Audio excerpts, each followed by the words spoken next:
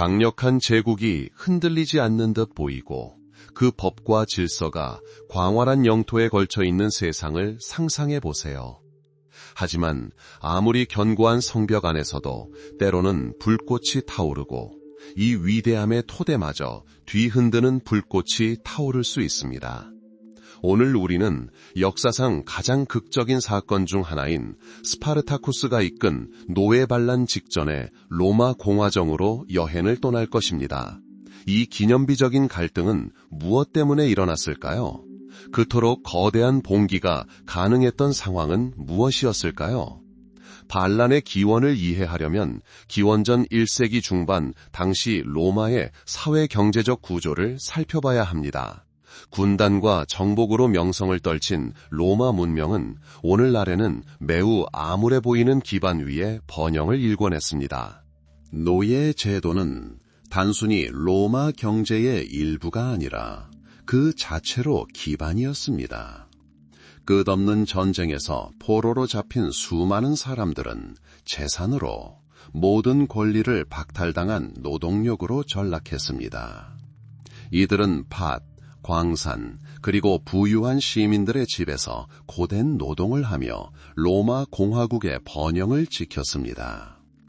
로마의 세력이 커지고 영토가 확장됨에 따라 노예의 수도 늘어났고 그에 따라 그들이 소유한 토지, 소위 라티푼디아의 규모도 커졌습니다. 로마 귀족들이 소유한 이 광대한 영지는 점점 더 수익성이 높아졌지만 노동 조건은 종종 참을 수 없을 정도였습니다. 노예들은 잔혹한 감독관들의 감시 아래 새벽부터 해질녘까지 일했고 그들의 삶은 주인의 변덕에 달려 있었습니다. 그들은 이름, 가족, 자유, 즉 인간을 인간답게 만드는 모든 것을 박탈당했습니다.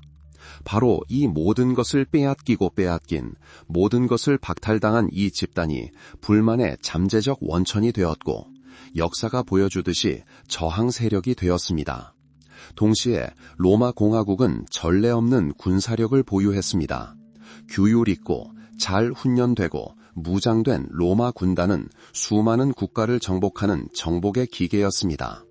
로마의 군사적 기량과 끊임없는 원정 전통은 이 군사 장비를 항상 준비 상태로 유지했습니다. 정복은 새로운 영토와 자원을 가져왔을 뿐만 아니라 노예의 수를 늘려 악순환을 반복했습니다. 군대는 로마의 지배력을 상징했지만 연병장에서 멀리 떨어진 군대의 그늘 속에서 그 권력에 도전할 세력이 성숙해졌습니다. 로마 문화에서 흥미롭지만 동시에 불안한 측면은 검투사 경기였습니다. 이 엄청난 인기를 누렸던 구경거리에는 무장노예, 범죄자 또는 자원자들 간의 결투가 포함되었습니다. 강하고 잘 훈련된 검투사들은 존경의 대상이었지만 그들의 삶은 다른 노예들만큼이나 소외되었습니다. 그들은 숙련된 조련사의 지도 아래 혹독한 훈련을 받는 특수학교에서 생활했습니다. 많은 사람들에게는 검투사 학교는 죽음에 대비하는 곳이었지만 어떤 이들에게는 자신을 직면하고 살아남고 어쩌면 경기장에서라도 영광의 모습을 드러낼 첫 기회를 얻는 곳이기도 했습니다. 바로 그런 학교, 검투사들 사이에서 역사에 영원히 이름을 남길 한 남자가 탄생했습니다. 반란 이전 스파르타쿠스의 정체는 미스터리에 쌓여 있지만 우리가 접한 자료들은 그를 비범한 인물로 묘사합니다. 어떤 자료에 따르면 그는 호전적인 부족으로 유명한 트라키아 출신입니다. 로마의 포로로 잡힌 전사였거나 심지어 로마군에서 탈영한 전사였을 가능성도 있는데 이는 그의 군사적 역량과 로마 전술에 대한 이해를 설명할 수 있습니다. 다른 자료글은 그가 트라키아의 귀족 가문 출신이라고 주장합니다. 어쨌든 스파르타쿠스는 투기장과 검투사로 유명한 도시 카푸아의 검투사 학교에 진학했습니다. 그는 검투사였지만 그의 내면에는 자유의 불꽃, 즉 자신에게 정해진 삶과는 다른 삶에 대한 갈망이 희미하게 빛났을 것입니다. 기원전 703년 반란이 시작된 곳이 바로 카푸아의 렌툴루스 바티아투스라는 사람이 소유한 이 검투사 학교에서였습니다. 이 학교는 잔혹함과 엄격한 규율로 유명했습니다. 검투사들이 수용된 환경은 역사가들에 따르면 노예 생활이 아니라 죽음을 준비하는 것과 다름없었습니다. 이후 검투사들을 팔아넘기고 몰살할 계획이 알려지자 약 70명의 검투사들이 행동에 나섰습니다. 탈출은 비밀리에 조직되었습니다. 부엌칼과 기타 즉석 도구로 무장한 그들은 경비병들을 돌파했습니다. 초기의 성공은 주변 지역의 다른 노예들에게 영감을 주었고 검투사들 사이에 도망노예, 농민, 그리고 로마의 압제에 시달리는 모든 사람들이 합류하기 시작했습니다.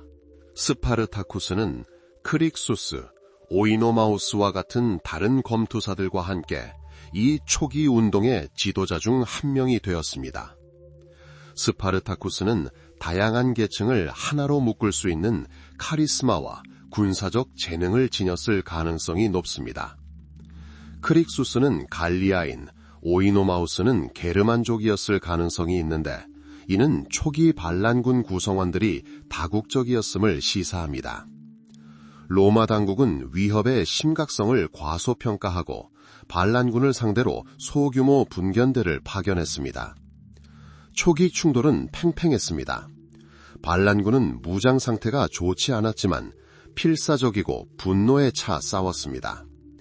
그들은 손에 넣을 수 있는 모든 무기를 사용했을 뿐만 아니라 로마군에게서 빼앗을 수 있는 모든 것을 동원했습니다. 그들의 전술은 간단했습니다. 수적 우세와 숨을 수 있는 지형에 대한 지식을 활용하여 공격하는 것이었습니다. 놀랍게도 로마군은 이 분견대들을 격파하지 못했습니다. 오히려 여러 차례 승리를 거두었고 이는 반란을 더욱 부추겼습니다. 기원전 73년은 전환점이었습니다. 스파르타쿠스, 크리쿠스, 오이노마우스가 이끄는 검투사 부대는 도망자에서 조직된 세력으로 변모했습니다. 새로운 지지자들이 그들에게 모여들기 시작했습니다.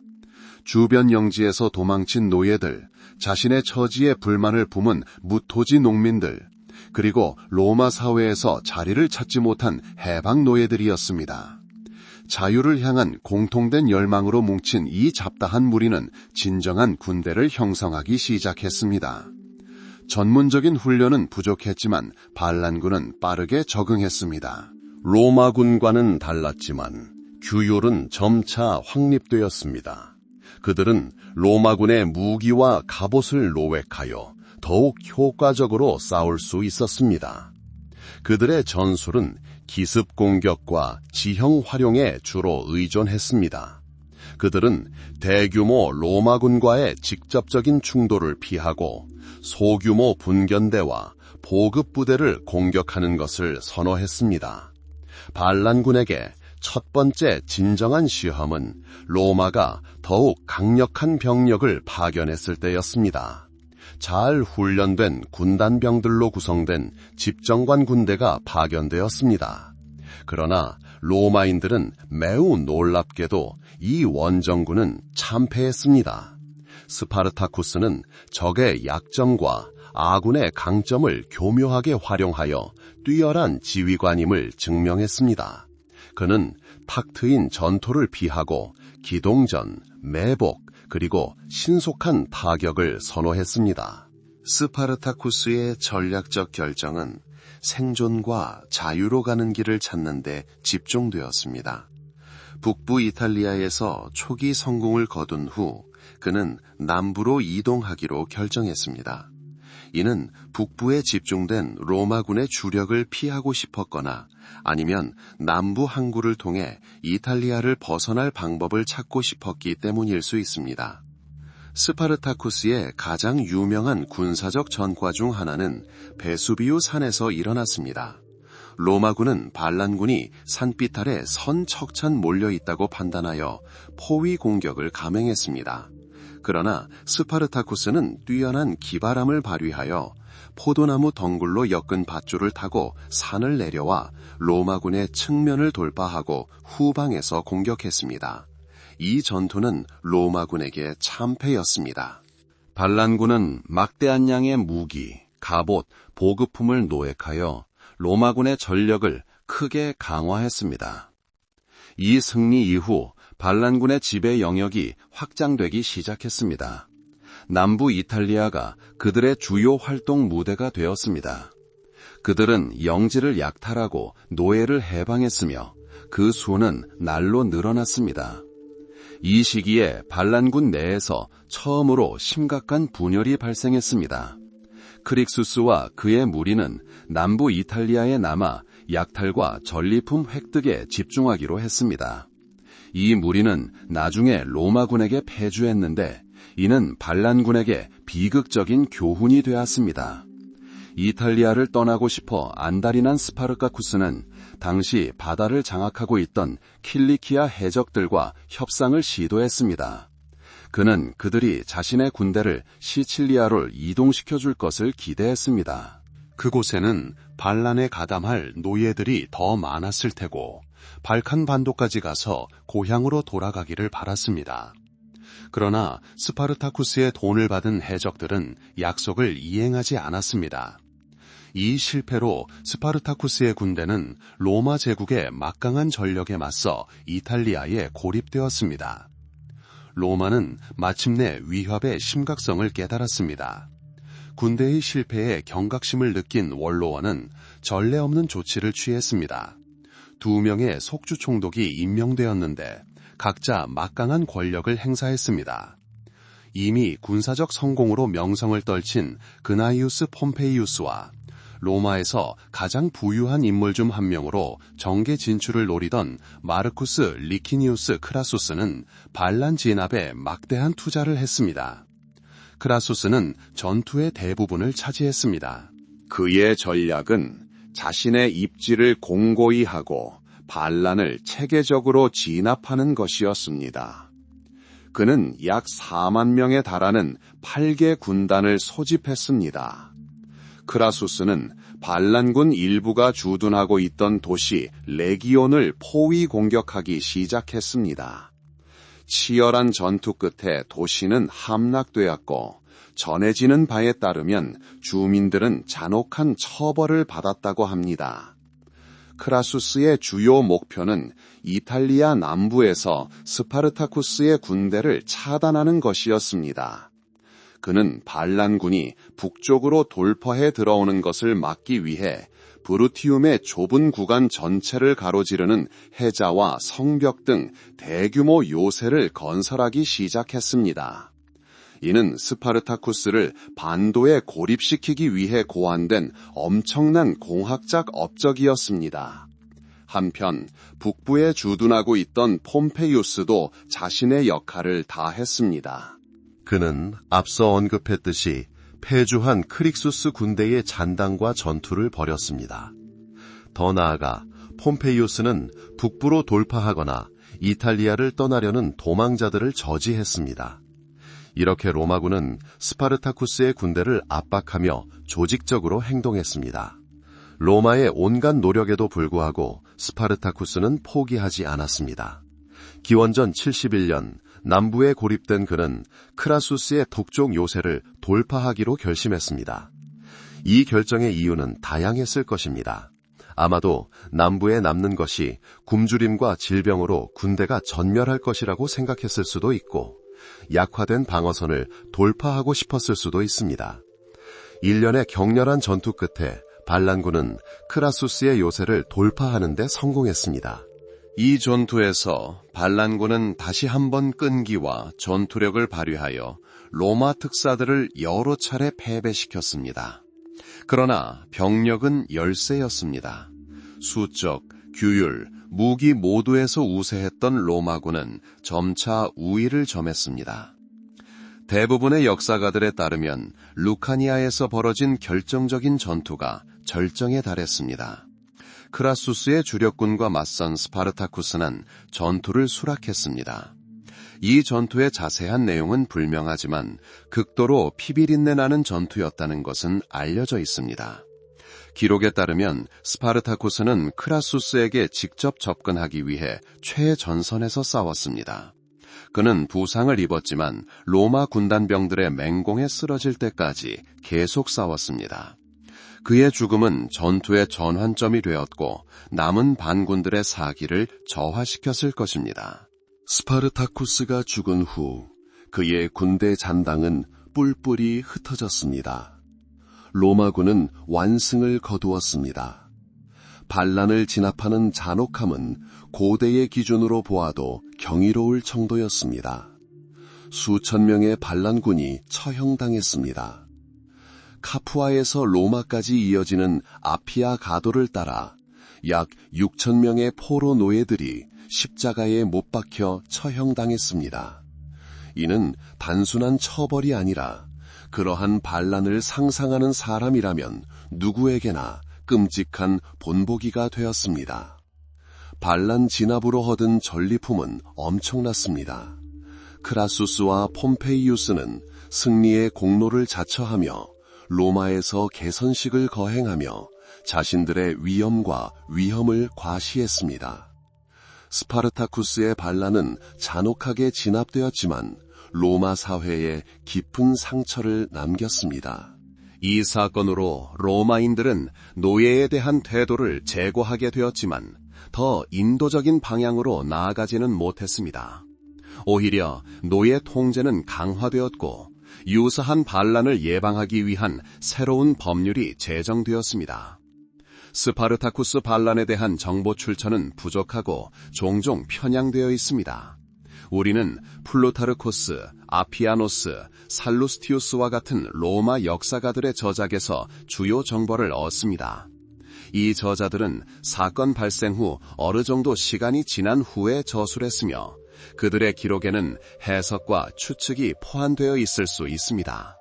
그럼에도 불구하고 역사적 기록을 보존해온 것은 바로 그들이었습니다. 로마 공화국 역사의 전환점이 된 사건에 대한 지식이 있다면 이 중대하고 비극적인 사건의 시작으로 돌아가 보겠습니다. 기원전 73년이었습니다. 영국에서 북아프리카까지 뻗어있던 강력한 제국 로마 공화국은 내부적으로 갈등을 겪고 있었습니다. 주로 노예 노동에 기반한 경제는 성장했지만 불만 또한 커져만 갔습니다. 귀족들이 소유한 광대한 영지, 즉 라티푼디움은 점점 더 많은 노동력을 필요로 했고 이 노동자들은 주로 노예였습니다. 그들의 상황은 박탈당했고 삶은 고달팠습니다. 로마의 군사력은 부인할 수 없었습니다. 규율 있고 잘 훈련된 로마 군단은 수많은 승리를 거두며 공화국의 영토를 확장했습니다. 군 복무는 명예로운 것이었고 군대와 관련된 전통은 로마 사회에 깊이 뿌리 내렸습니다. 하지만 정복의 화려함 뒤에는 어두운 면이 도사리고 있었습니다. 그러한 측면 중 하나가 검투사 경기였습니다. 로마인들을 즐겁게 하기 위해 의도된 이 구경거리들은 종종 목숨을 앗아갔습니다. 노예, 전쟁포로 또는 유죄 판결을 받은 범죄자들로 구성된 검투사들은 특수학교에서 치열한 전투를 준비하는 훈련을 받았습니다. 그들의 삶은 혹독했고 훈련은 매우 고도였습니다. 반란은 카푸아시에 위치한 한 학교에서 시작되었습니다. 이 학교는 렌툴루스 바티아투스라는 사람이 운영했습니다. 검투사들이 머물고 투기장 훈련을 받는 시설이었습니다. 그곳의 생활은 엄격하고 규율이 엄격했지만 들판이나 채석장의 환경과는 비교할 수 없었습니다. 그럼에도 불구하고 그곳은 사회적 지위의 맨 아래에 있는 사람들이 비록 간신히 희망을 찾을 수 있었을지라도 생존에 대한 희망을 때로는 영광까지도 찾을 수 있는 곳이었습니다.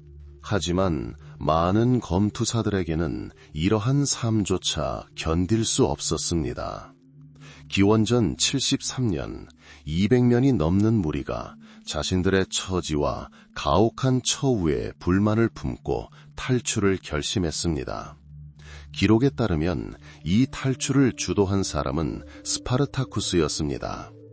그의 출신은 확실하지 않습니다. 어떤 이들은 그가 트라키아인이라고 믿고 어떤 이들은 마사게타이 부족 출신이라고 생각합니다. 그는 포로가 된 전사였거나 심지어 로마 군대에서 탈영한 전사였을 가능성도 있습니다. 어쨌든 검투사 학교에 들어가기 전에는 그는 전투 경험이 있었고 병사들을 지휘하는 법을 알고 있었을 것입니다. 탈출은 매우 대담했습니다. 부엌칼과 기타 즉석 무기로 무장한 검투사들은 학교를 탈출하는 데 성공했습니다.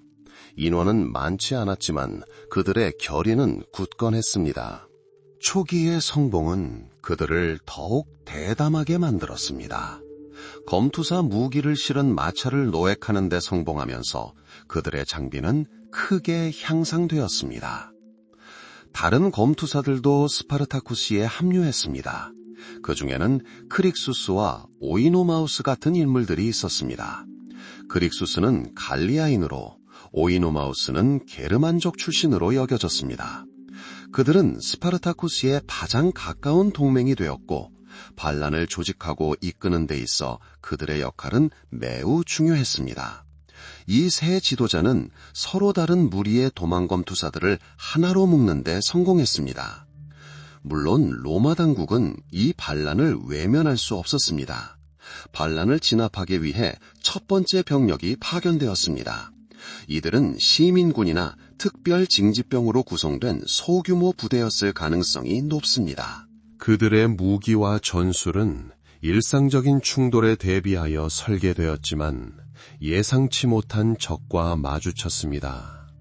검투사들은 완전한 군사훈련은 받지 못했지만 전투훈련을 받았고 무기를 휘두르는 법을 알고 있으며 절박함과 자유에 대한 갈망에 이끌렸습니다.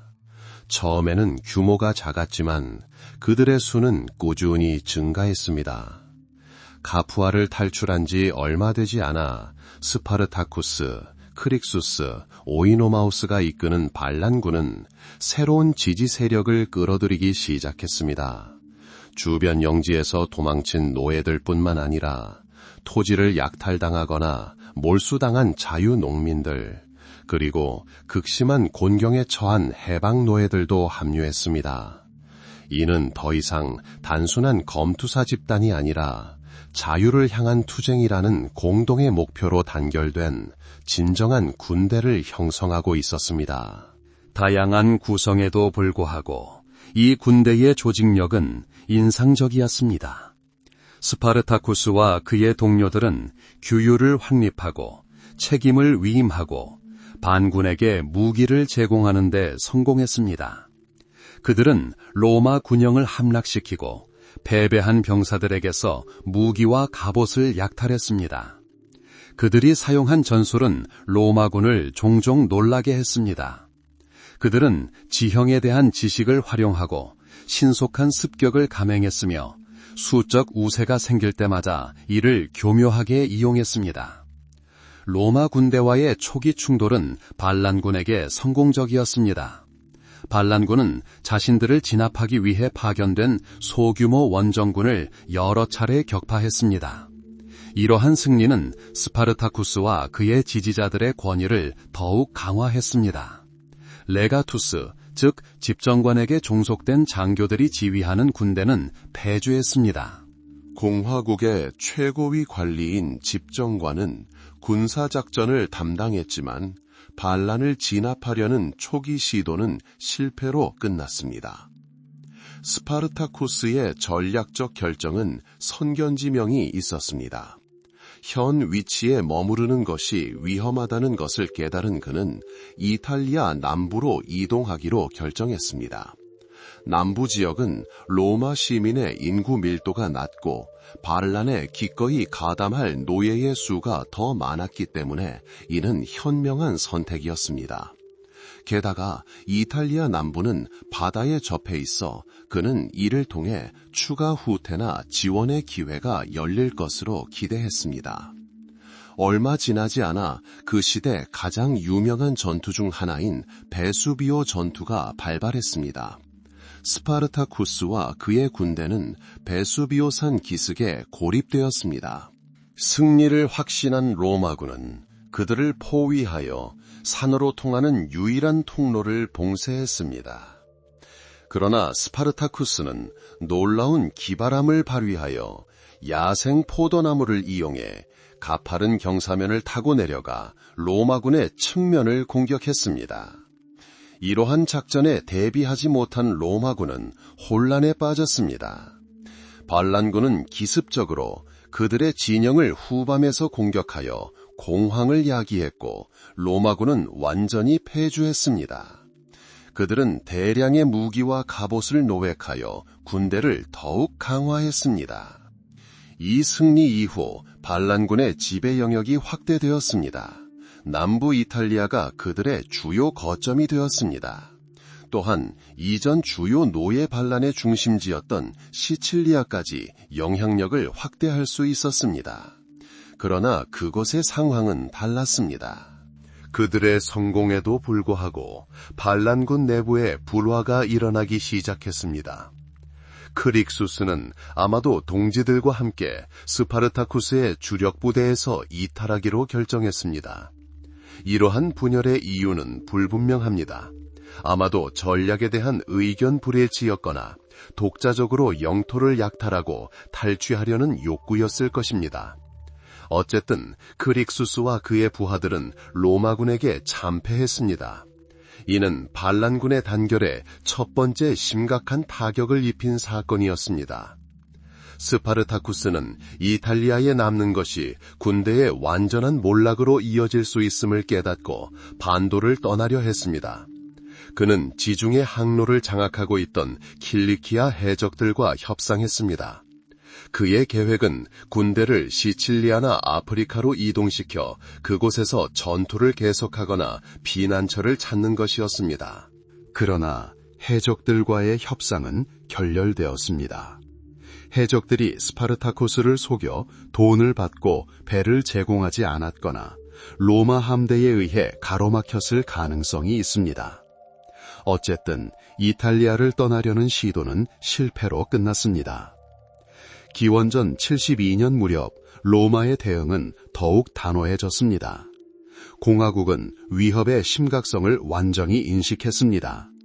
반란을 진압하기 위해 경험 많고 영향력 있는 두 장군이 임명되었는데 스페인 원정에서 막 돌아온 그나이우스 폼페이우스와 군사적 영광을 갈망하며 로마에서 가장 부유한 인물 중 한 명이었던 마르쿠스 리키니우스 크라수스였습니다. 크라수스의 전략은 스파르타쿠스와 그의 군대를 이탈리아 남부에 고립시키는 것이었습니다. 그는 방어선과 요새를 구축하며 진지를 강화하기 시작했습니다. 특히 반도 최남단에 위치한 레기움에 주목했습니다. 크라수스는 레기움을 포위 공격하여 점령함으로써 스파르타쿠스의 탈출로를 차단했습니다. 그런 다음 남부의 반란군을 완전히 봉쇄하기 위해 브루티움 끝자락 전체를 가로지르는 거대한 성벽과 해자를 건설하는 기념비적인 공학적 업적을 달성했습니다. 약 55km 길이의 이 해자는 스파르타쿠스가 북쪽으로 돌파하는 것을 막기 위한 것이었습니다.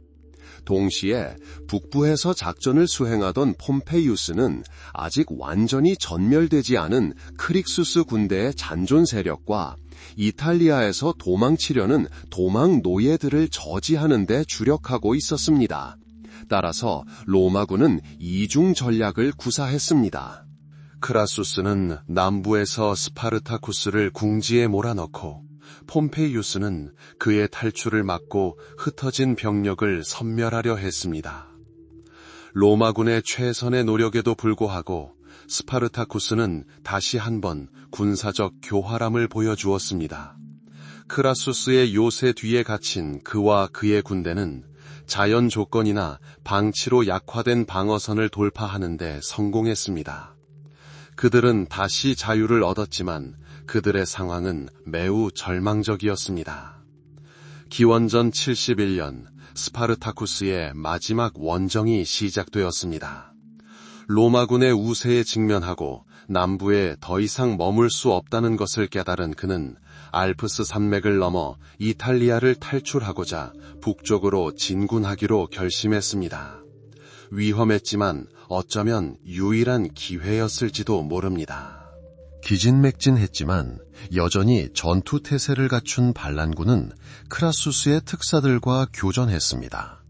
스파르타쿠스는 여러 차례 승리를 거두며 로마군을 격파하고 비할 데 없는 군사력을 과시했습니다. 그러나 승산은 높지 않았습니다.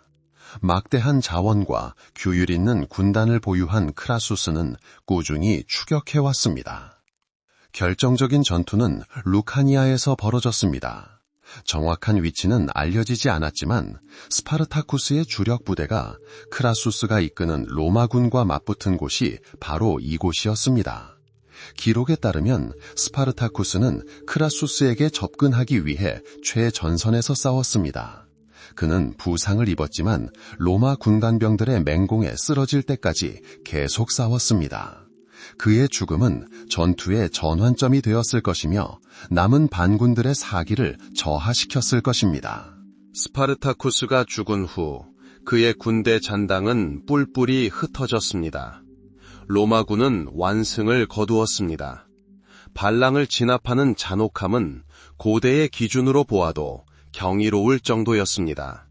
수천 명의 반란군이 처형당했습니다. 카푸아에서 로마까지 이어지는 아피아 가도를 따라 약 6천 명의 포로 노예들이 십자가에 못 박혀 처형당했습니다. 이는 단순한 처벌이 아니라 그러한 반란을 상상하는 사람이라면 누구에게나 끔찍한 본보기가 되었습니다. 반란 진압으로 얻은 전리품은 엄청났습니다. 크라수스와 폼페이우스는 승리의 공로를 자처하며 로마에서 개선식을 거행하며 자신들의 위엄과 위엄을 과시했습니다. 스파르타쿠스의 반란은 잔혹하게 진압되었지만 로마 사회에 깊은 상처를 남겼습니다. 이 사건으로 로마인들은 노예에 대한 태도를 제고하게 되었지만 더 인도적인 방향으로 나아가지는 못했습니다. 오히려 노예 통제는 강화되었고 유사한 반란을 예방하기 위한 새로운 법률이 제정되었습니다. 스파르타쿠스 반란에 대한 정보 출처는 부족하고 종종 편향되어 있습니다. 우리는 플루타르코스, 아피아노스, 살루스티우스와 같은 로마 역사가들의 저작에서 주요 정보를 얻습니다.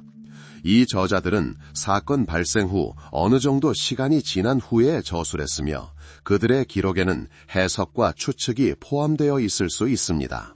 그럼에도 불구하고 로마 공화정 역사의 전환점을 이룬 사건들에 대한 지식을 우리에게 제공한 것은 바로 그들이었습니다. 기원전 3세기 직전의 로마 공화정은 10년마다 권력과 영향력이 커져가는 국가였습니다.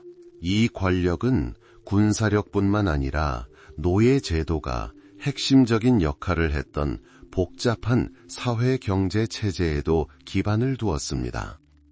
수많은 정복 과정에서 포로로 잡힌 수백만 명의 사람들이 로마 시민의 소유가 되었습니다. 그들은 땅을 경작하고 도시를 건설하고 작업장에서 일하고 심지어 개인 하인으로 일하기도 했습니다. 이러한 체제 덕분에 로마 시민들은 정치, 군사, 예술에 참여할 수 있었고 고된 육체 노동에서 벗어날 수 있었습니다. 로마 국가가 발전함에 따라 부유한 지주들이 소유한 광대한 토지를 뜻하는 라티푼디움, 라티푼디아 현상이 확대되었습니다. 이 토지들은 대부분 노예들에 의해 노동되었고 종종 노예 노동의 극심한 상황에 버금가는 극도로 가혹한 환경에서 일했습니다. 노예들의 삶은 예측 불가능했고 주인의 의지에 따라 좌우되었으며 자유를 누릴 가능성은 거의 없었습니다. 반면 로마군은 규율과 조직의 모범이었습니다. 엄격하게 훈련된 시민들로 구성된 군단은 가장 강력한 적에게도 승리를 거둘 수 있었습니다. 군사적 용맹과 영광의 전통은 로마 사회에 깊이 뿌리 내렸으며 군사적 성공은 정치적 영향력과 사회적 인정을 얻는 주요 경로 중 하나였습니다. 정복은 로마의 새로운 영토와 자원뿐만 아니라 엄청난 수의 노예를 가져다 주었고, 이는 로마 경제의 악순환을 지속시켰습니다. 로마 사회는 군사력과 더불어 검투사 경기와 같은 볼거리를 즐겼습니다. 원형 경기장에서 열린 이 경기들은 단순한 오락거리가 아니라 로마 국가의 강인함과 잔혹함을 보여주는 공공생활의 중요한 부분이었습니다. 검투사들은 대부분 노예나 전쟁 포로로 특수학교에서 혹독한 훈련을 받았습니다. 그들의 생활 환경은 스파르타와 같았고 생존 가능성은 매우 낮았습니다. 그럼에도 불구하고 일부 검투사들에게 이 경기는 영광을 얻을 기회가 되었고 드물게는 자유를 얻기도 했습니다. 노예제도가 일상이었고 폭력이 일상이었던 바로 이러한 환경에서 스파르타쿠스라는 인물이 등장했습니다. 반란 이전 그의 출신에 대해서는 알려진 바가 거의 없지만 대부분의 자료에 따르면 그는 트라키아 출신으로 아마도 로마군에서 보조병으로 복무했을 것으로 추정됩니다. 이후 그의 운명은 노예 신세가 되었고 이후 카푸아의 검투사 학교로 이어졌습니다. 반란의 지도자가 되기 전 스파르타쿠스가 어떤 사람이었는지 확실히 말하기는 어렵지만 이후 그의 행적은 뛰어난 지도력, 전략적 사고, 그리고 자유에 대한 깊은 열망을 보여줍니다. 기원전 7세기는 로마 공화정에 중대한 변화를 가져온 시기였으며 가장 극적인 사건 중 하나는 스파르타쿠스의 반란으로 알려진 노예 반란이었습니다. 이 반란은 기원전 70년, 정확히는 기원전 73년 카푸아에 있는 렌툴루스 바티아투스 검투사 학교에서 검투사들이 탈출하면서 시작되었습니다. 이 학교는 이탈리아에서 가장 유명한 검투사 학교 중 하나였으며 약 200명의 검투사들이 투기장 훈련을 받았습니다. 당시 상황은 혹독했고 삶은 암울했습니다. 기원전 73년 자신들의 상황을 깨닫고 어쩌면 투쟁 정신에 고무된 스파르타쿠스와 그의 동료 크릭수스, 오이노마우스를 포함한 검투사들은 탈출을 결심했습니다. 그들의 계획은 대담하고 위험했습니다. 부엌칼과 기타 즉석 무기를 사용하여 검투사 학교를 탈출하고 경비병들을 처치했습니다.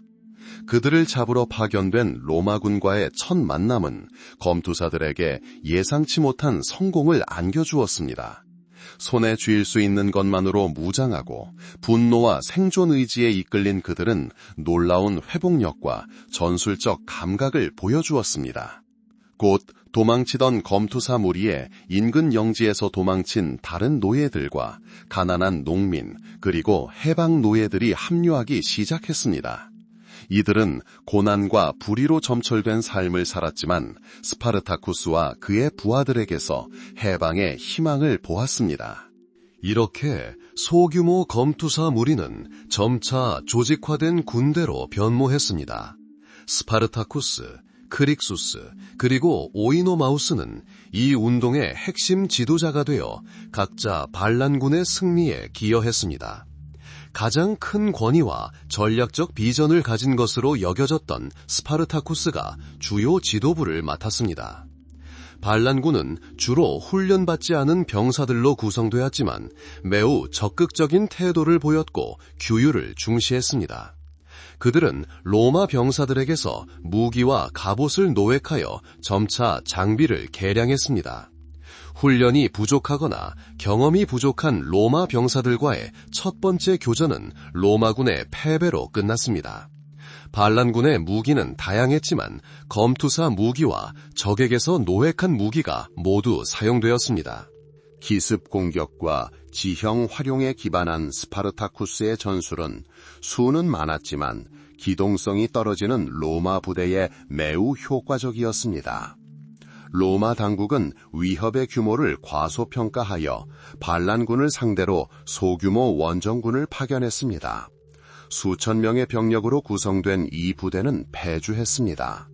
이러한 충돌의 첫 사례 중 하나는 베수비오 산에서 스파르타쿠스를 봉쇄하려던 법무관 가이우스 클라우디우스 글라베르가 지휘하는 분견대가 패배한 사건이었습니다.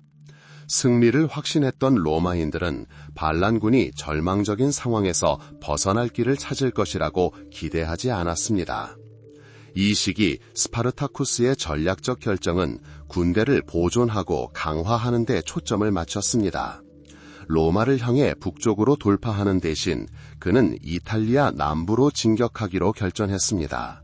이 결정은 아직 완전히 동원되지 않은 로마 주력군과의 직접적인 충돌을 피하고 병력을 조직하고 훈련시킬 더 안전한 지역을 찾고자 하는 바람에서 비롯되었을 가능성이 높습니다.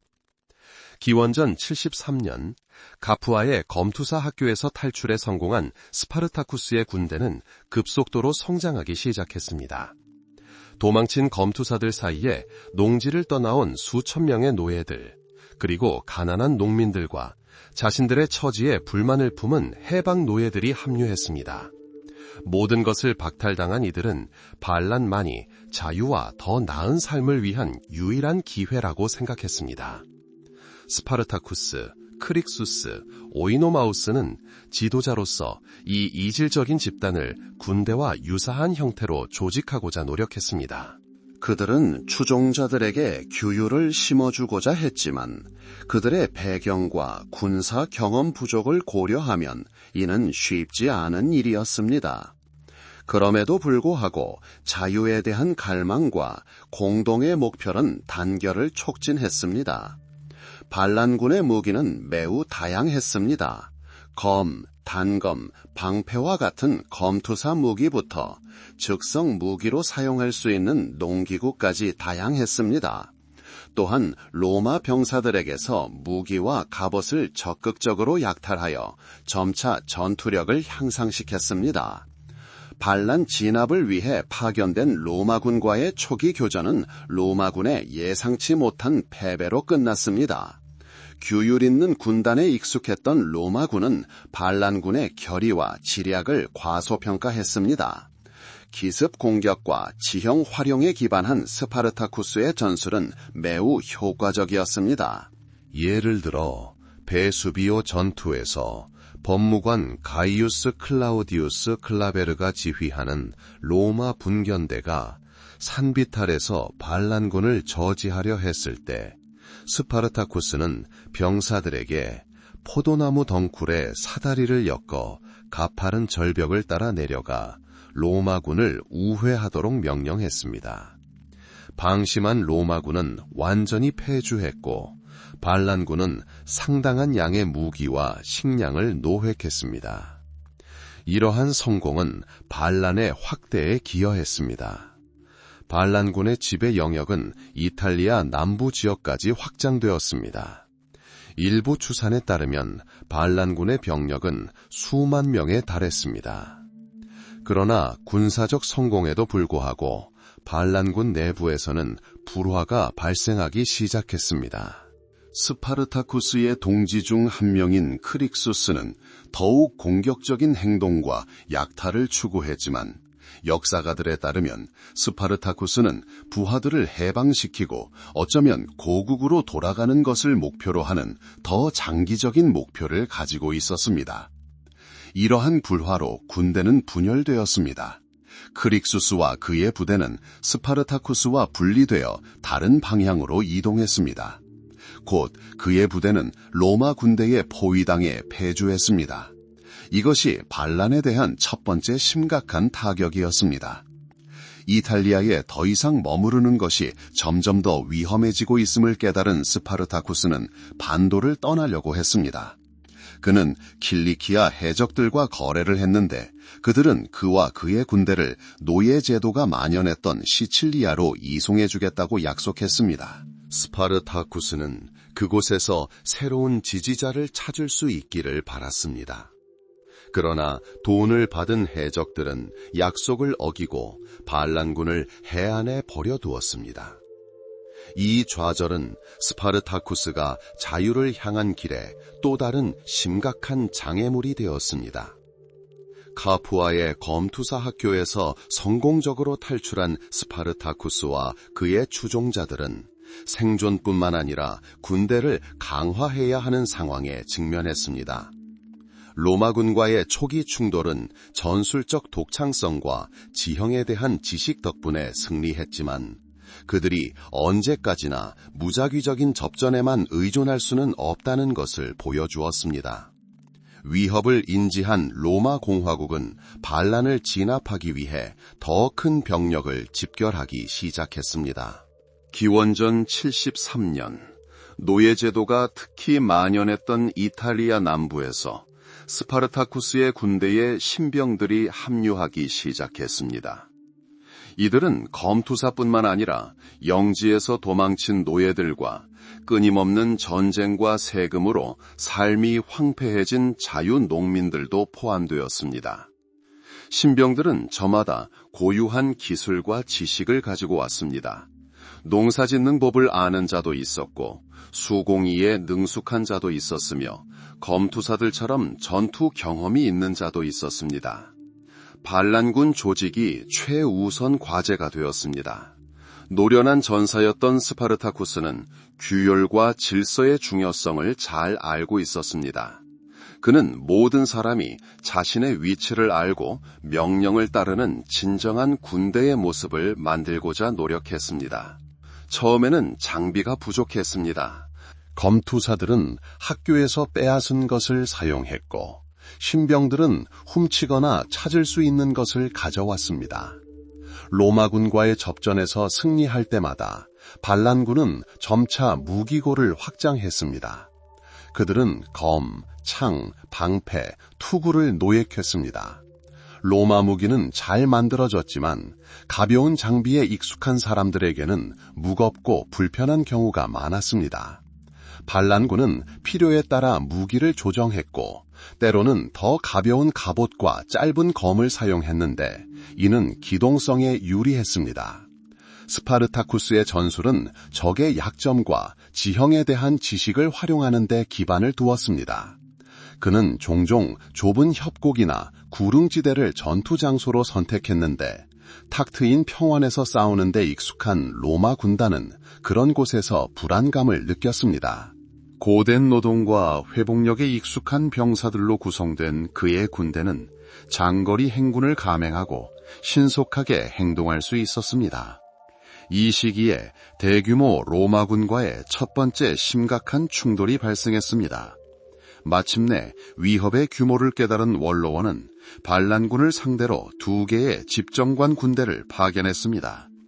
그 해의 집정관은 루시우스 갤리우스 푸블리콜라와 그나이우스 코르넬리우스 렌툴루스 클로디아누스였습니다. 각각 2만에서 3만 명으로 추산되는 이 군대는 반란을 신속하게 진압할 목적으로 배치되었습니다. 그러나 수적 우세에도 불구하고 로마군은 패배했습니다. 한 군대는 전투에서 참패했는데 자료에 따르면 반란군은 매복과 기습 공격 전술을 사용했다고 합니다. 다른 군대 역시 큰 손실을 입었습니다. 이러한 성공은 단순한 군사적 승리가 아니라 엄청난 심리적 의미를 지녔습니다. 이는 로마 군세가 무적이 아니라는 것을 보여주었고 이탈리아 전역의 수천 명의 노예들에게 희망을 안겨주었습니다. 이러한 승리 이후 스파르타쿠스의 전략은 바뀌었습니다.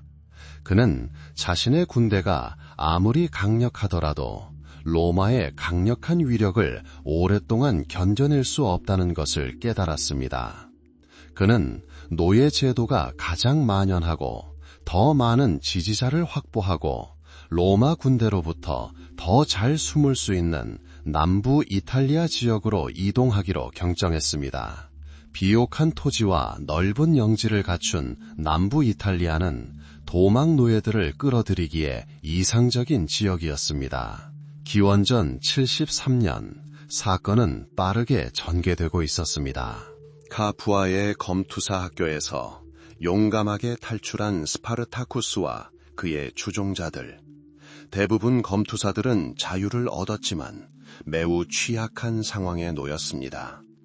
그들의 수는 약 70명이었지만 무장하고 결연한 의지를 보였습니다.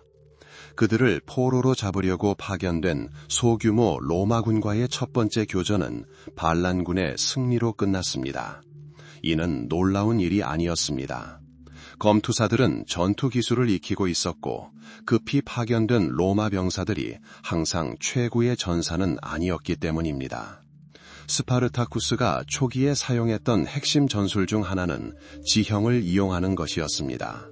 그와 그의 부하들은 언덕, 숲, 협곡을 유리하게 활용하는 법을 알고 있었습니다. 예를 들어 가이우스 클라우디우스 글라베르가 주의하는 3,000명의 근위병 분견대의 공격을 받았을 때 스파르타쿠스는 그의 독창성을 보여주었습니다. 글라베르는 산꼭대기에 진을 치고 유일하게 알려진 탈출로를 차단했습니다.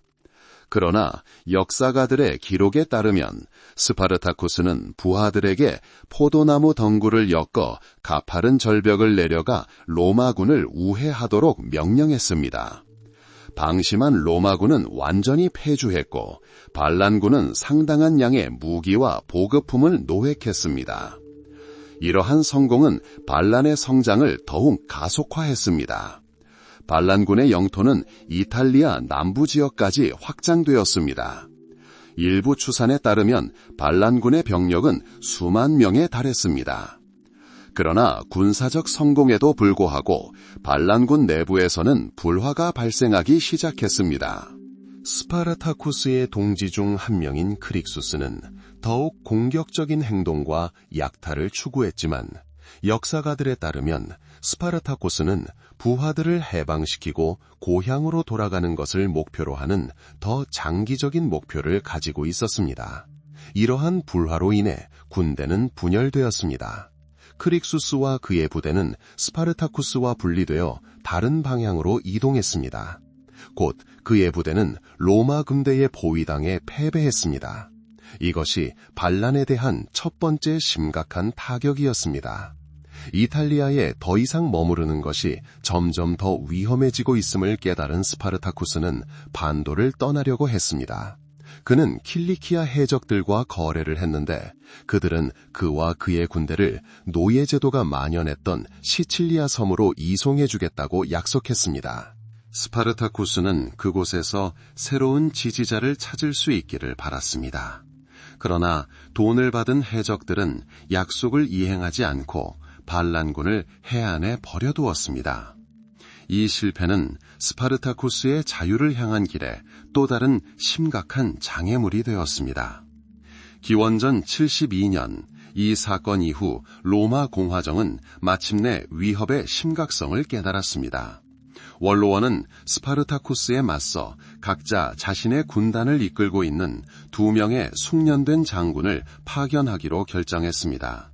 두 장군은 서로마에서 군사적 성공을 거둔 그나이우스 폼페이우스와 군사적 승리를 통해 정치적 입지를 강화하고자 했던 로마의 가장 부유한 인물 중 한 명인 마르쿠스 리키니우스 크라수스였습니다.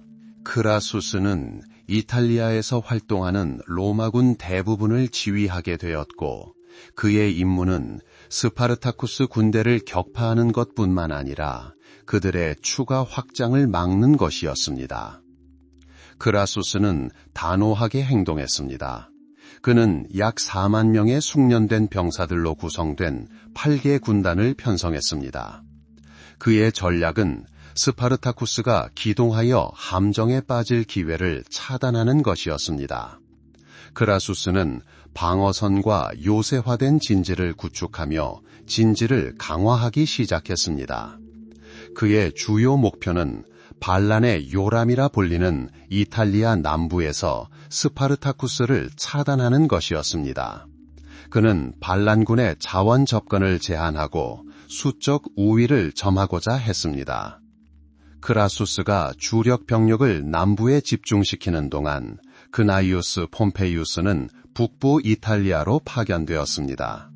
그의 임무는 알프스 산맥을 돌파하려는 반란군을 차단하고 이전 전투에서 완전히 섬멸되지 않은 크릭수스 군대의 잔당을 처리하는 것이었습니다.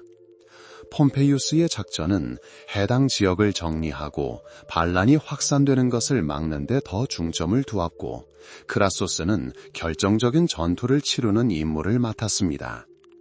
크라소스는 일련의 성공적인 작전을 개시하여 자신의 전선을 돌파하려던 여러 소규모 반란군을 격파했습니다. 특히 이탈리아 남부의 고대 도시 레기온에서 그가 보여준 활약은 주목할 만합니다. 크라수스는 스파르타쿠스 군대 일부가 피난처로 삼았던 레기온을 포위하고 점령하는 데 성공했습니다.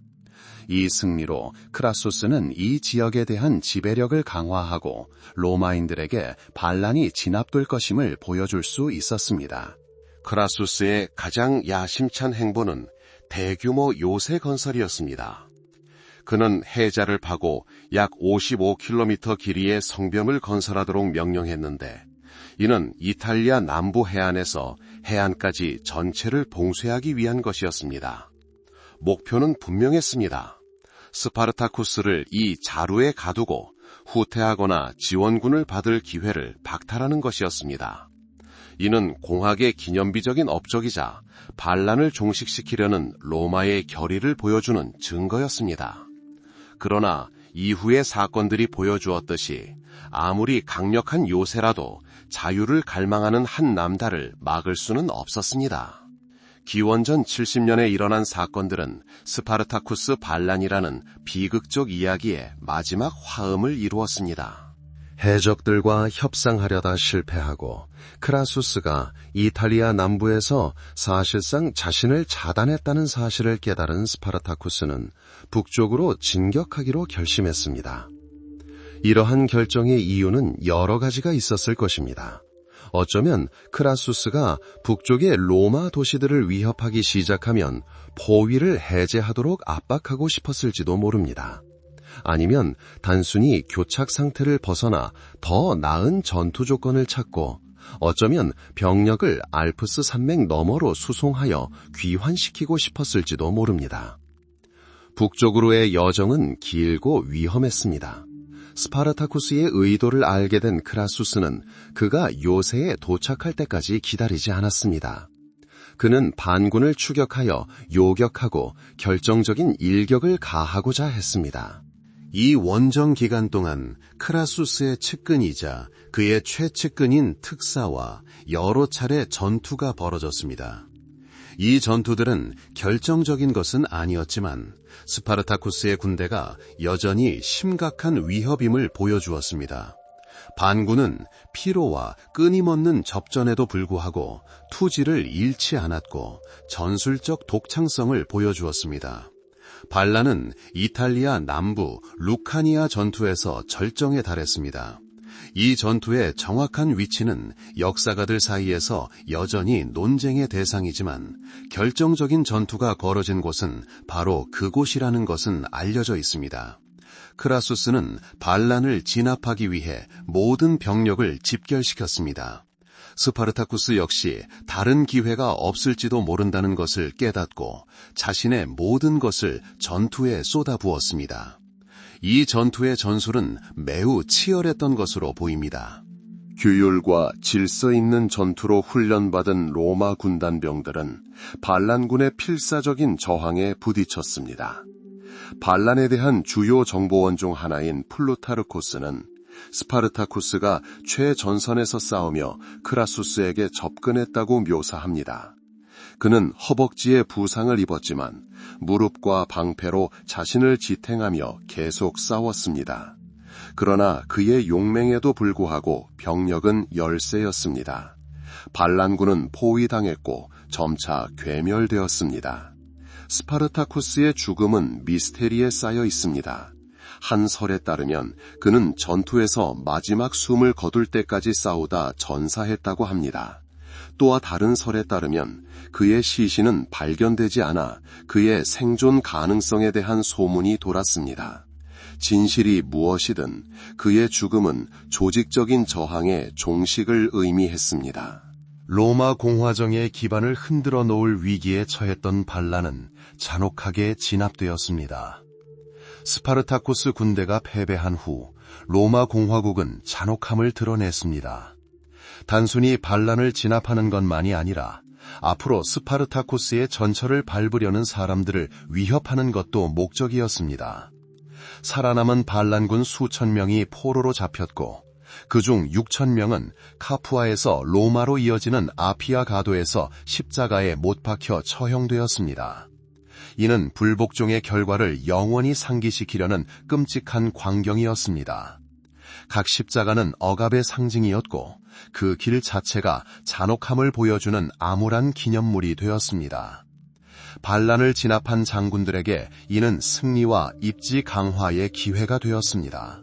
주모자인 마르쿠스 리키니우스 크라수스는 자신의 군사력과 부를 과시하며 개선 행렬을 벌일 기회를 얻었습니다. 이탈리아 북부에 도착하여 반란군의 잔당을 섬멸한 그나이우스 폼페이우스 또한 영광을 차지하며 비록 규모는 작았지만 개선식을 거행했습니다.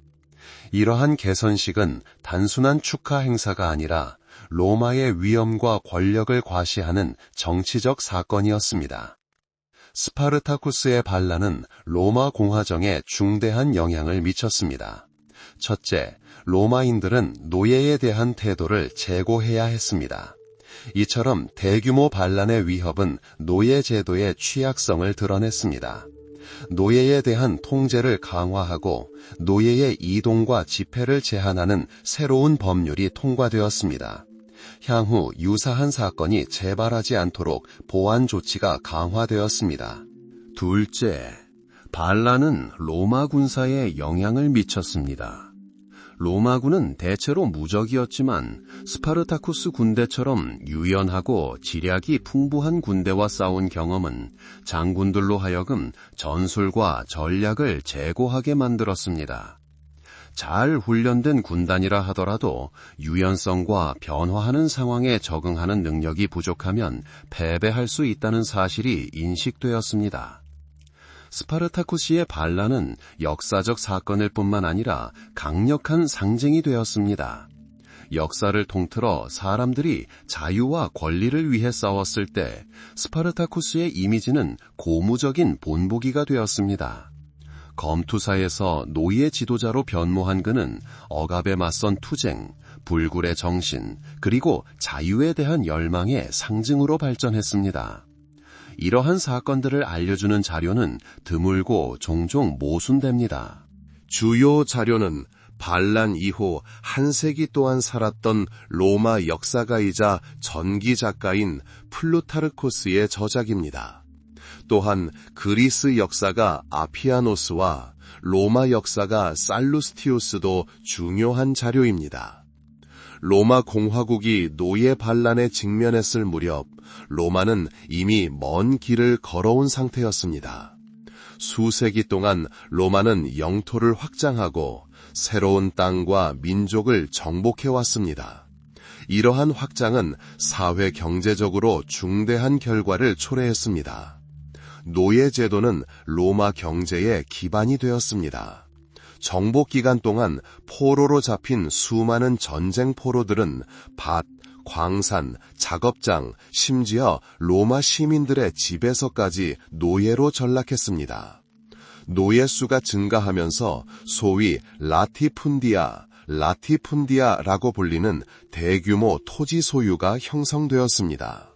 노예가 관리하는 이 광대한 영지는 점점 더 수익성이 높아져 소규모 지주들을 몰아내고 사회적 불평등을 심화시켰습니다.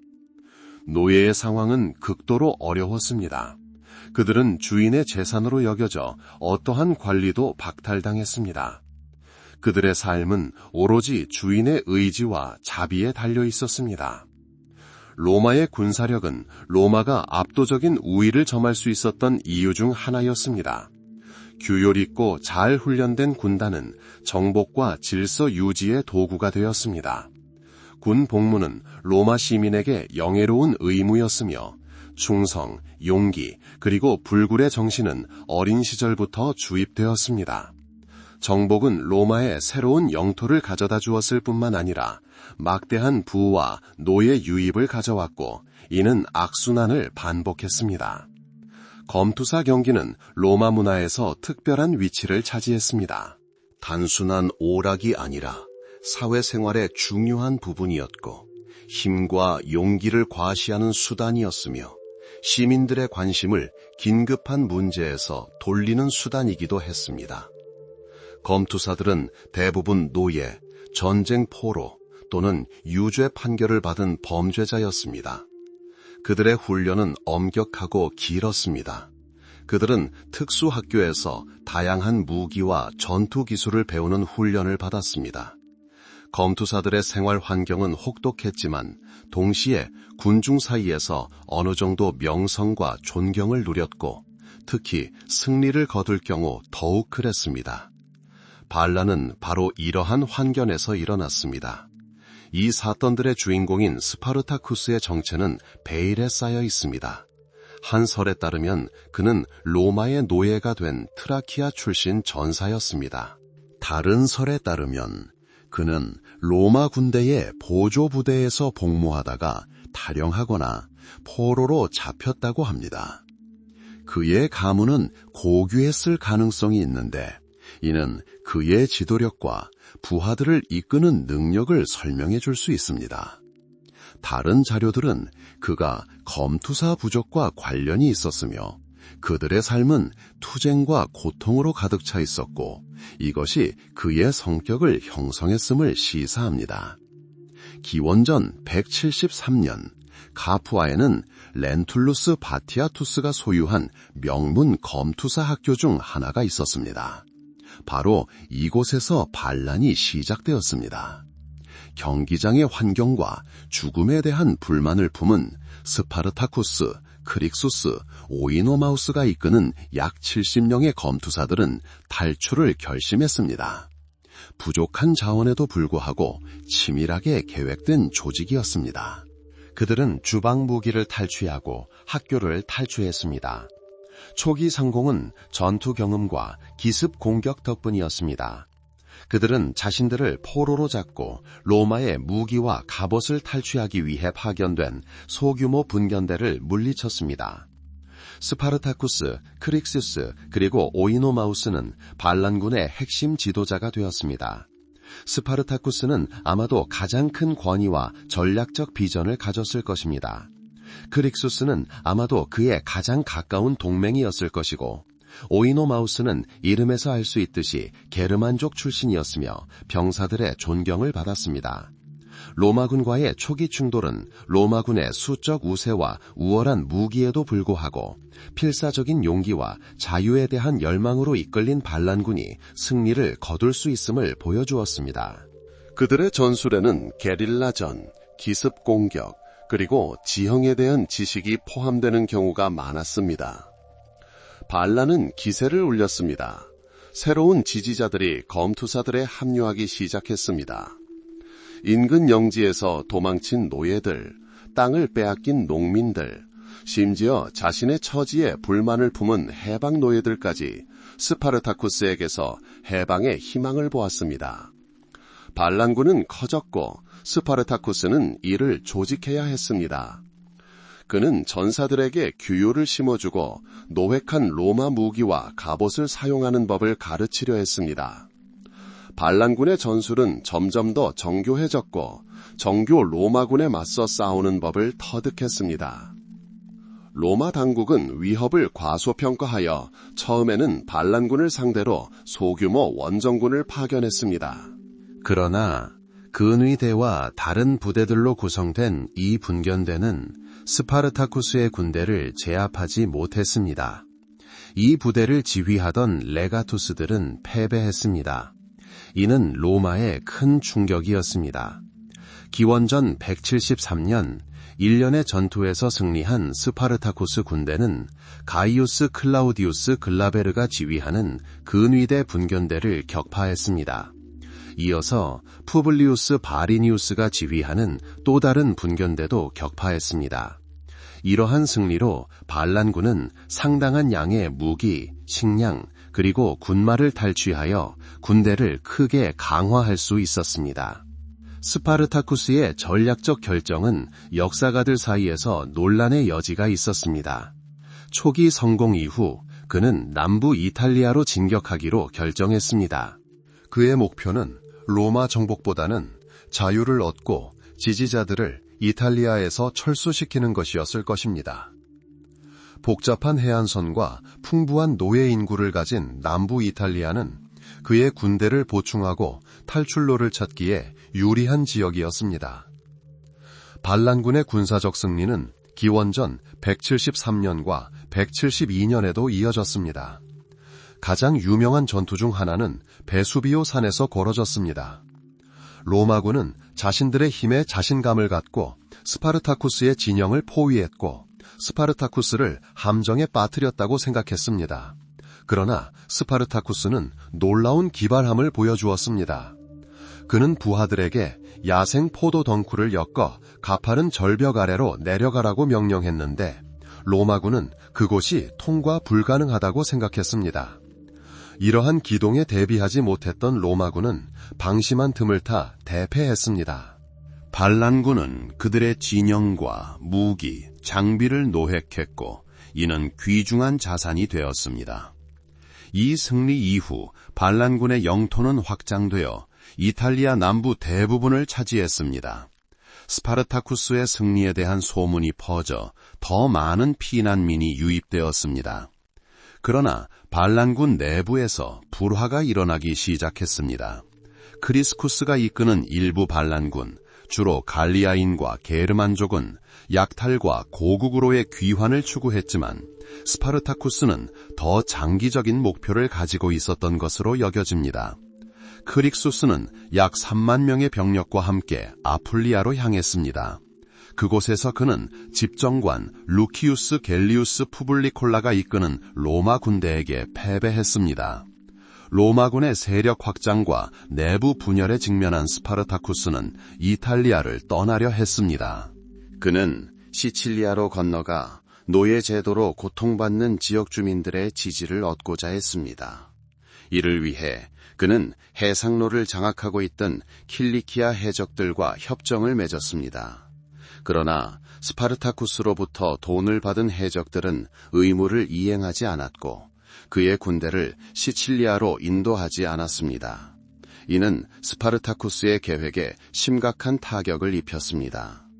로마 공화국은 마침내 위협의 심각성을 인식했습니다.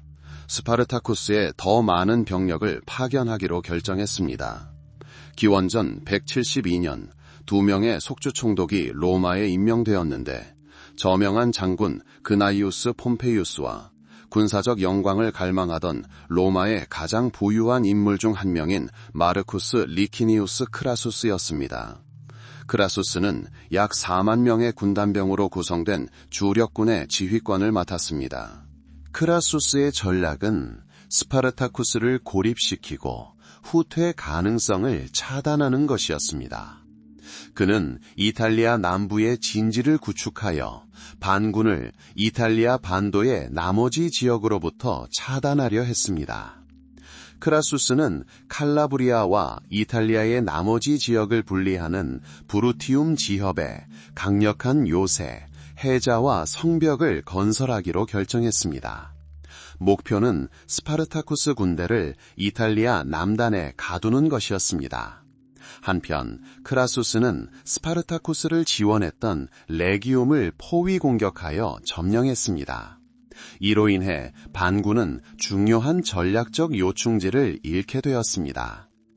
폼피우스의 행동은 크릭수스 군대의 잔당과 싸우고 도망자들을 저지하는 데 목적이 있었습니다. 크릭수스가 패배한 후 스페인에서 돌아온 폼페이우스는 남은 반란군을 처리하라는 명령을 받았습니다. 그는 북쪽으로 돌파를 시도하는 소규모 노예 집단을 성공적으로 격파하여 반란을 진압하는 데 기여했습니다. 기원전 1071년 반란의 마지막 해였습니다. 이탈리아 남부에 고립된 스파르타쿠스는 북쪽으로 진격하기로 결심했습니다. 그 이유는 여러 가지였을 것입니다. 아마도 알프스 산맥으로 가는 길을 찾아 그 산맥을 넘어 동족을 이탈리아에서 이끌고 나가고 싶었을 것입니다. 아니면 로마 군단의 최후의 저항을 감행하여 자신의 힘과 자유에 대한 열망을 보여주고 싶었을지도 모릅니다. 스파르타쿠스의 군대는 손실에도 불구하고 여전히 상당한 전력을 갖추고 있었습니다. 그는 크라수스의 특사들과 일련의 전투를 벌였습니다. 이 전투에서 반란군은 뛰어난 회복력과 지략을 보여주었지만 크라수스의 숙련된 지휘 아래 로마 군단은 점차 우위를 점했습니다. 결정적인 전투는 이탈리아 남부 루카니아에서 벌어졌습니다. 정확한 위치는 알려지지 않았지만 전투의 양상은 극적이었습니다. 플루타르코스에 따르면 스파르타쿠스는 뛰어난 용맹함으로 싸웠습니다. 그는 크라수스를 직접 만나 그를 죽이고 전투의 승패를 결정짓고자 했습니다. 그러나 로마 병사들에게 포위당한 그는 전투에서 전사했습니다. 그의 사망 경위는 여전히 논쟁의 여지가 있습니다. 어떤 기록에서는 그가 난투극에서 전사했다고 주장하는 반면 다른 기록에서는 그의 시신이 발견되지 않아 그의 생존에 대한 전설이 생겨났습니다. 반란의 결과는 잔혹했습니다.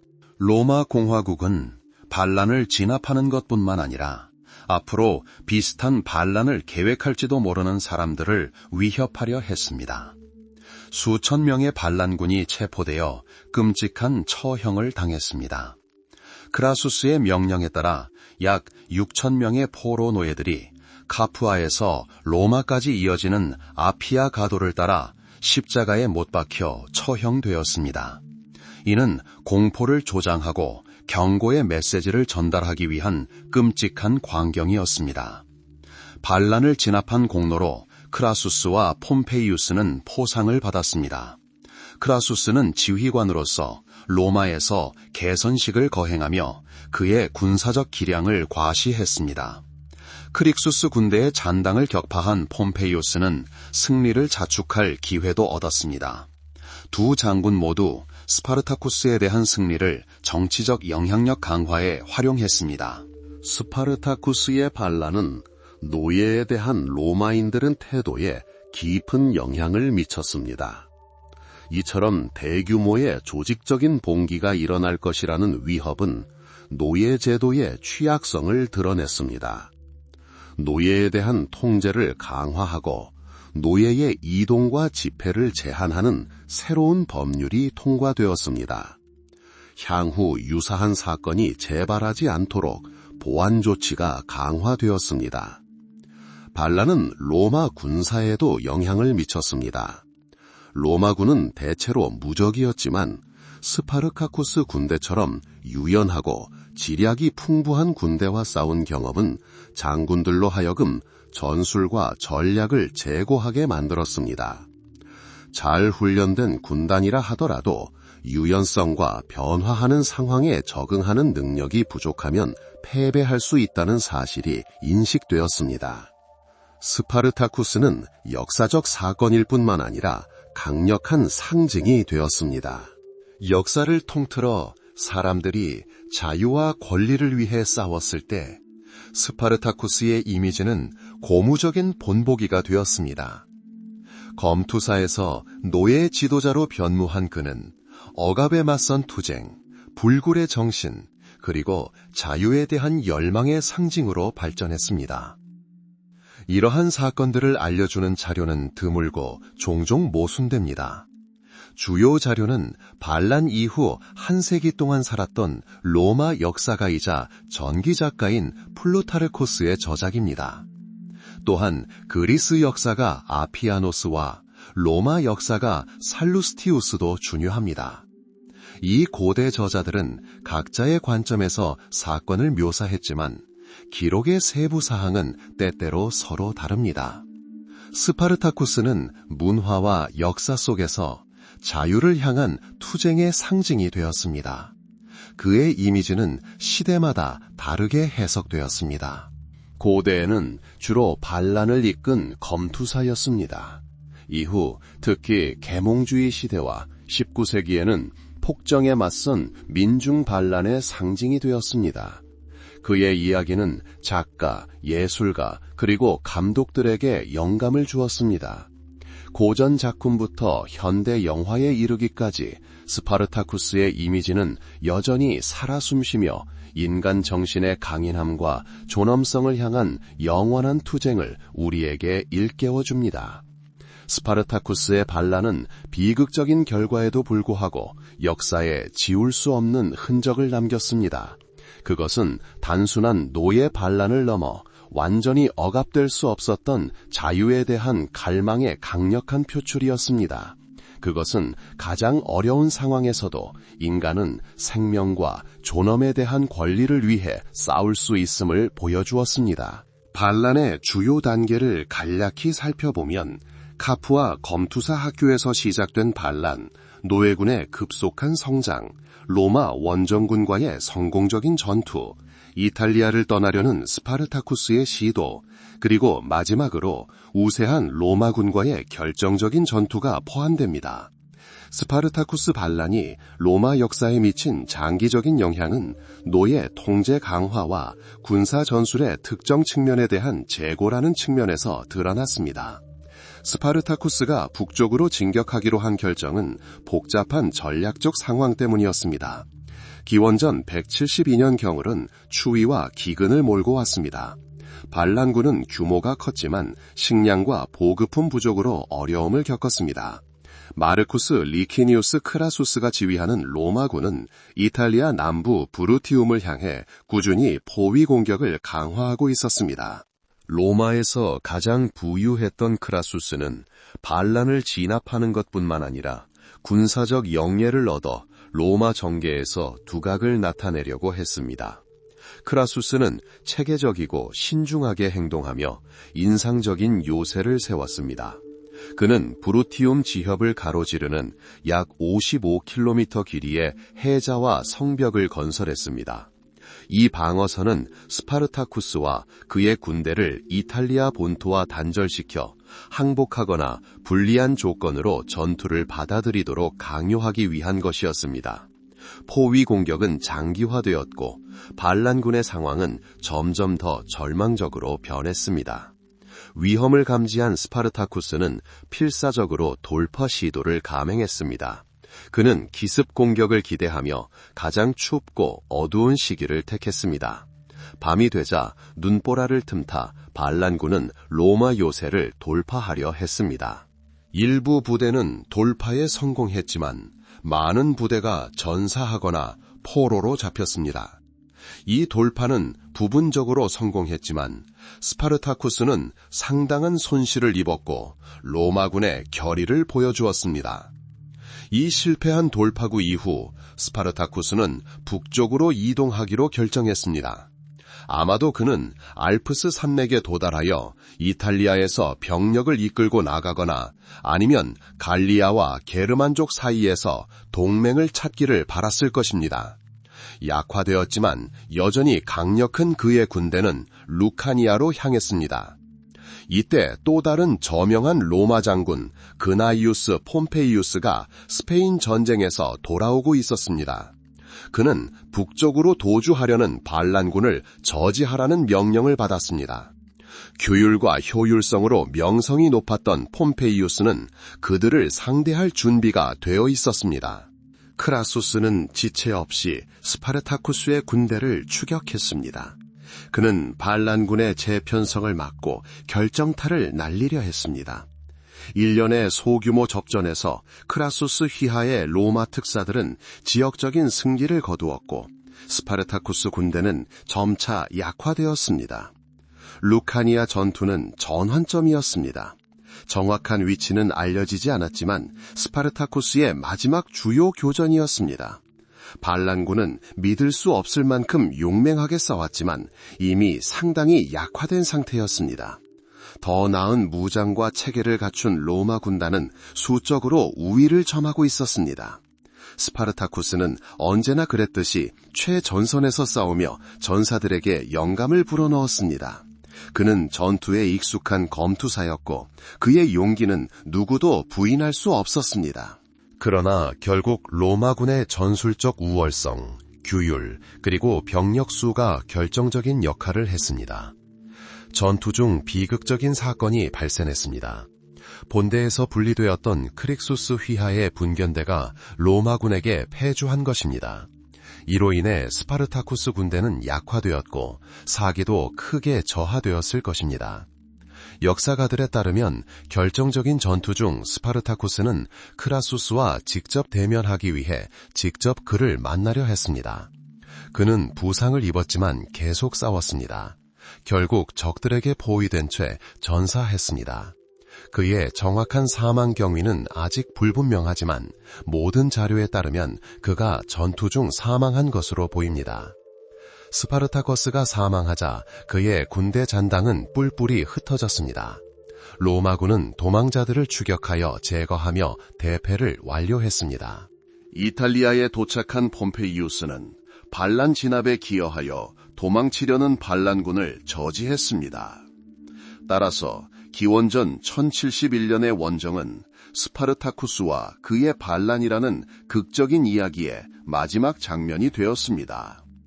영웅적인 저항에도 불구하고 세력은 불공평했고 강력한 군사력을 갖춘 로마가 승리했습니다.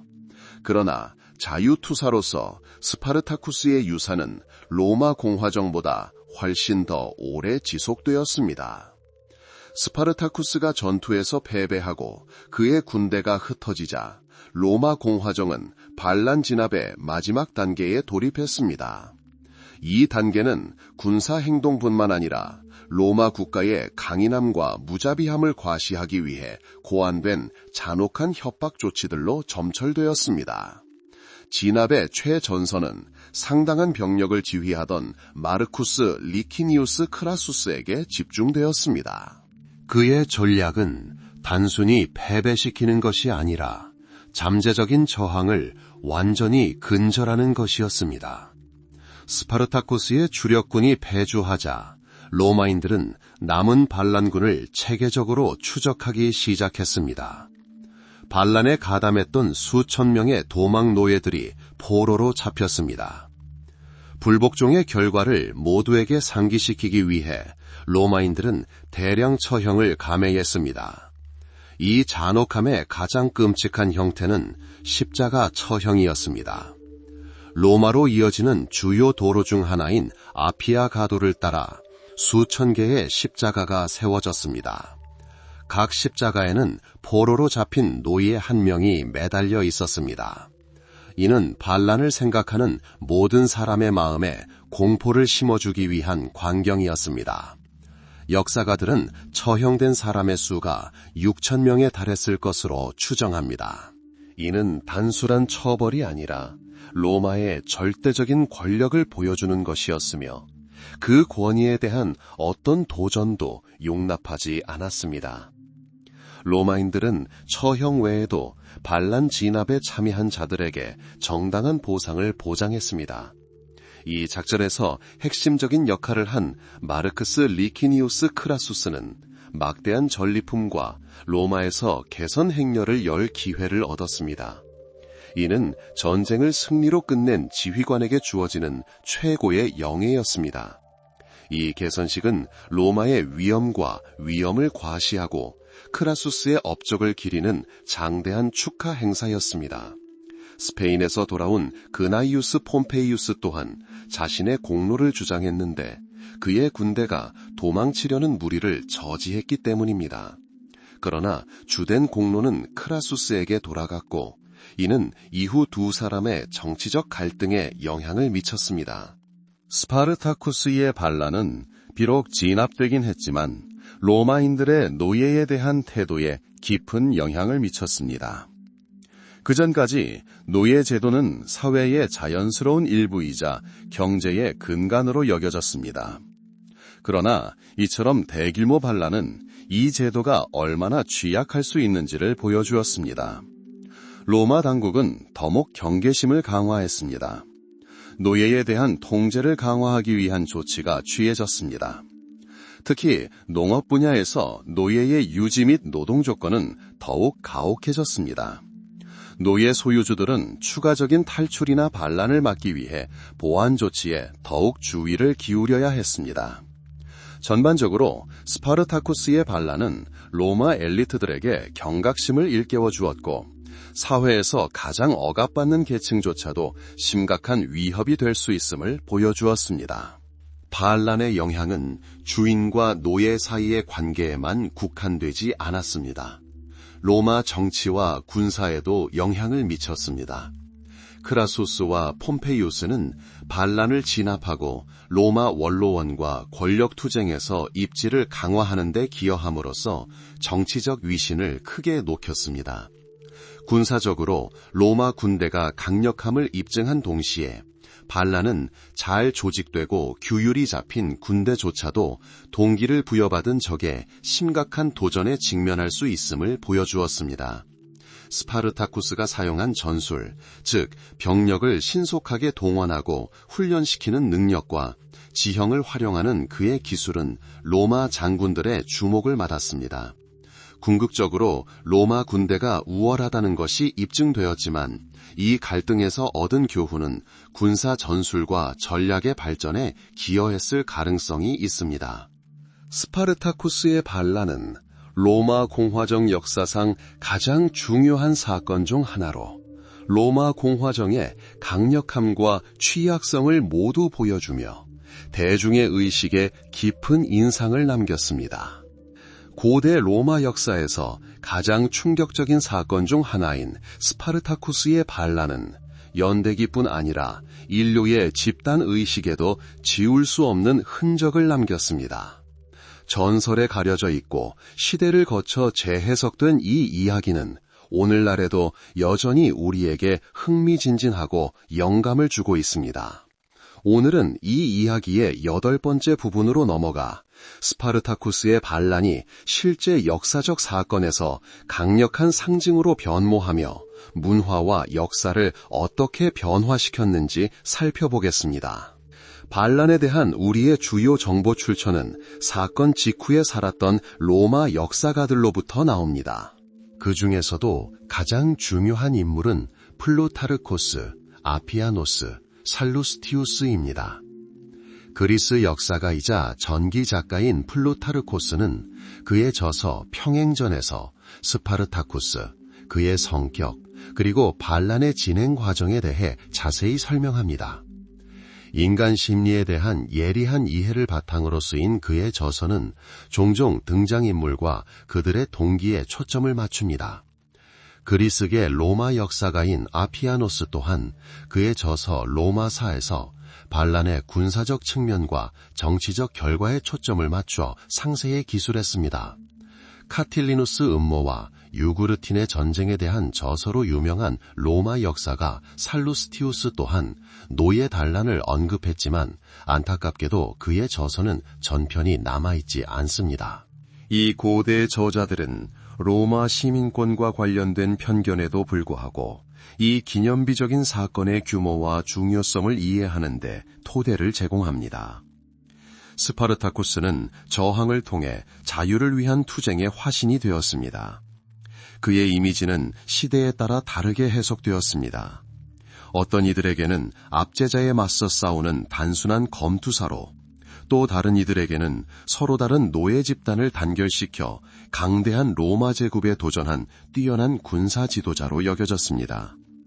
고대에 대한 관심이 되살아났던 르네상스 시대에는 스파르타쿠스가 인본주의 사상과 개인의 권리를 위한 투쟁과 연관지어졌습니다.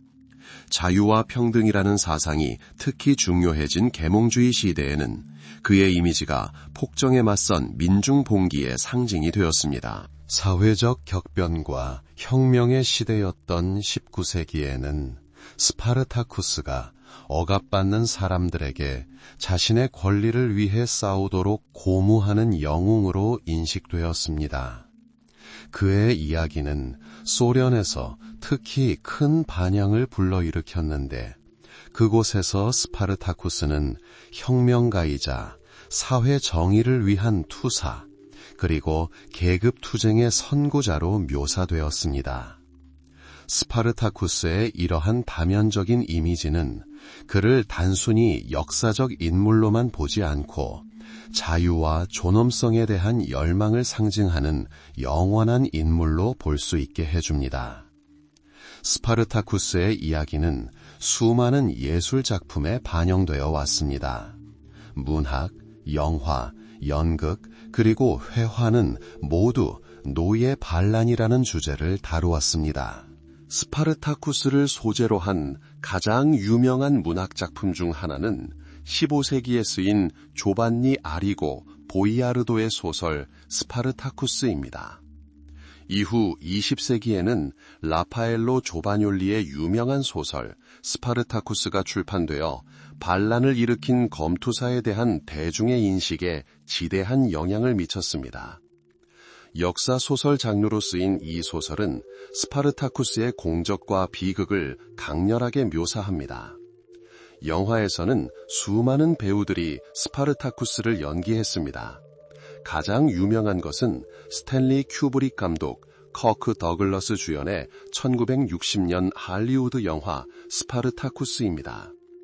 다소 역사적 배경이 자유롭긴 했지만 이 영화는 고전으로 자리 잡았고 현대 관객들의 반란에 대한 이해에 큰 영향을 미쳤습니다. 장 마레 주연의 1953년 이탈리아 영화 스파르타쿠스도 언급할 가치가 있습니다. 스파르타쿠스의 이미지는 회화 작가들의 관심을 끌었습니다. 예를 들어 장 레옹 제롬의 스파르타쿠스는 결투를 앞둔 검투사를 묘사합니다. 이 작품들 각각은 고유한 방식으로 우리가 그 시대의 정신과 주인공의 비극을 더욱 깊이 이해하고 느낄 수 있도록 도와줍니다. 스파르타쿠스의 반란이 고대 세계를 이해하는데 얼마나 중요한 의미를 지녔는지는 아무리 강조해도 지나치지 않습니다. 이 반란은 아무리 강력한 제국이라도 내부 위협으로부터 자유로울 수 없다는 것을 보여주었습니다. 이 반란은 아무리 잔혹한 억압이라도 인간의 자유에 대한 열망을 완전히 억누를 수 없다는 것을 보여주었습니다. 스스로를 문명의 정점으로 여기던 로마인들에게는 이는 심오한 교훈이었습니다. 이 반란은 노예 제도의 즉각적이고 급진적인 변화를 가져오지는 않았지만 노예에 대한 그들의 태도를 재고하게 만들었습니다. 앞서 언급했듯이 반란 이후 더욱 엄격한 통제와 강화된 보안이 이어졌습니다.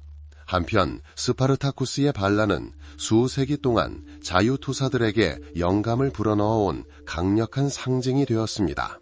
역사는 승자뿐 아니라 불의에 맞서는 자들에 의해서도 세상에 일깨워 주었습니다. 스파르타쿠스의 이야기는 단순한 노예 반란 그 이상입니다. 이것은 인간 정신에 대한 이야기며 억압당했을 때에도 기억 속에 살아있고 미래 세대에게 영감을 주는 자유에 대한 굽힐 줄 모르는 의지에 대한 이야기입니다. 로마 공화정의 격동기를 지나온 여정의 마지막에 이르렀습니다.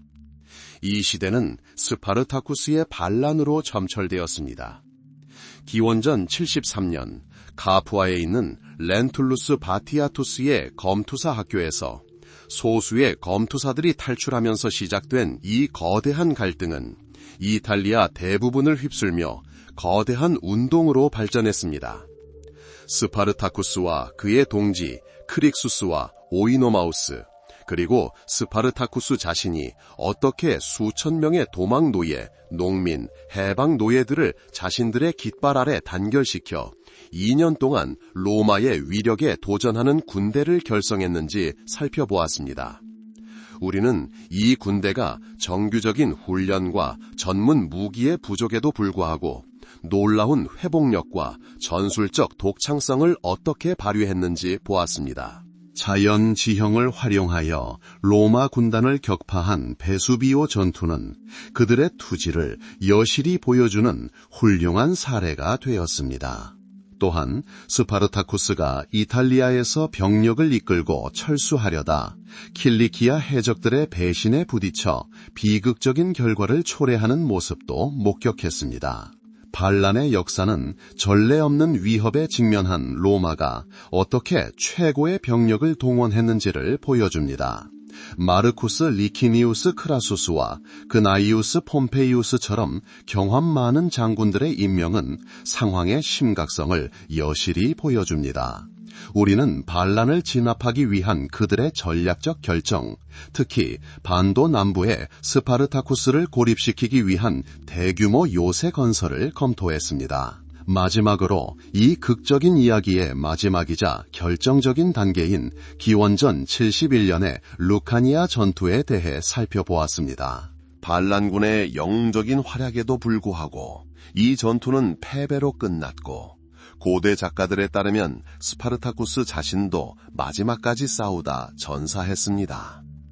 이 반란의 결과는 혹독했습니다. 로마는 자신의 힘을 과시하고 앞으로 비슷한 사건이 재발하는 것을 막기 위해 잔혹한 조치를 취했습니다. 수천 명의 반란군이 아피아 가도에서 십자가에 못 박혀 처형되었는데, 이는 불복종의 대가를 뼈저리게 보여주는 사례였습니다. 승리한 크라수스와 폼페이우스는 마땅히 누려야 할 승리를 거두었고, 로마 정계에서 그들의 입지를 더욱 공고히 했습니다. 그러나 잔혹한 진압에도 불구하고 스파르타쿠스의 반란은 지울 수 없는 흔적을 남겼습니다.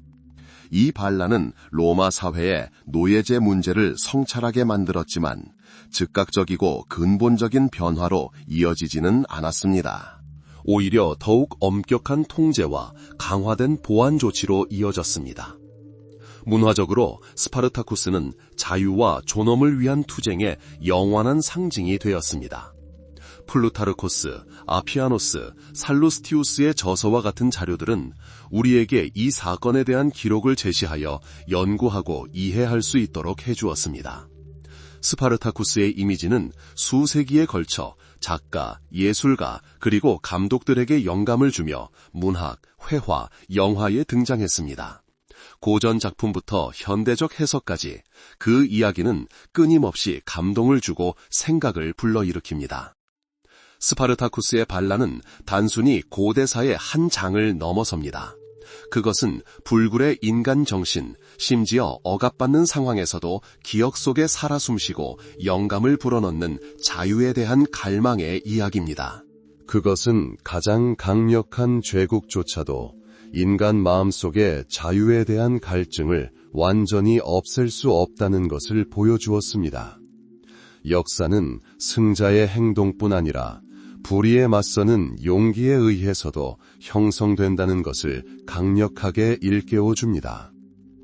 로마 공화정과 스파르타쿠스 반란의 역사를 돌아보는 여정이 마무리되며 과거에 대한 심오한 이해를 얻게 됩니다.